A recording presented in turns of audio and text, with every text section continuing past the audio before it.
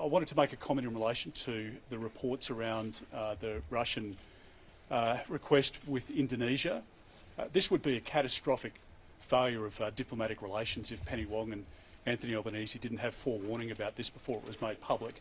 This is a very, very troubling development and suggestion that somehow Russia would have some of their assets based in Indonesia, only a short distance from obviously the north of our country.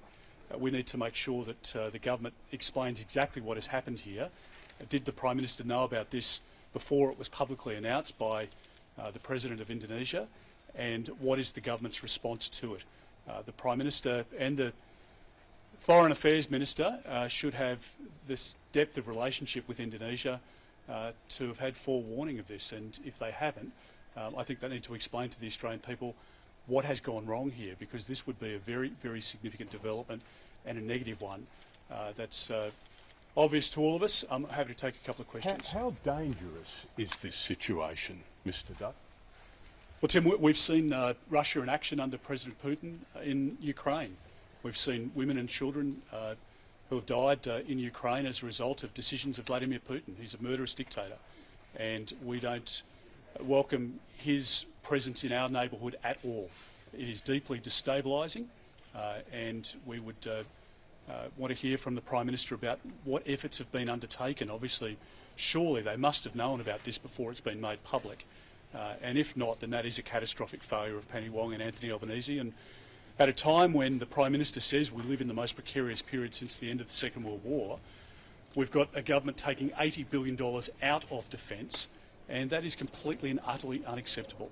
That's why we've spoken about the need for investment into defence, because we don't know what will happen over the next decade or over the next coming decades, but we need to be in a position of strength. And Anthony Albanese has had no interest in defence.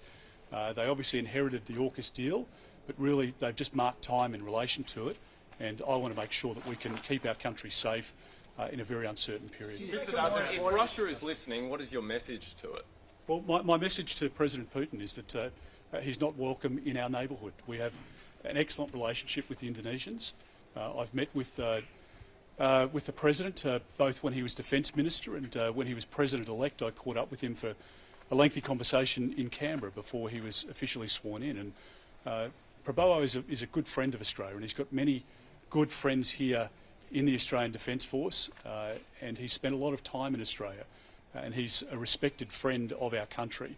But my message to President Putin is that we don't share any values with President Putin, and we do not want a military presence from Russia in our region, which would be destabilising for Southeast Asia, and it would certainly be a very different calculation for the risks that are posed to our country in a period that is very uncertain. Mr. Dutton, have you sought or received a briefing from the government on this, and being the caretaker period, what's your expectation around that? We've sought a briefing from the government and from the department in accordance with the caretaker conventions, and we haven't yet received that, but we've requested that today on the news of what I think is a very troubling development. Thank you very much. Thank you.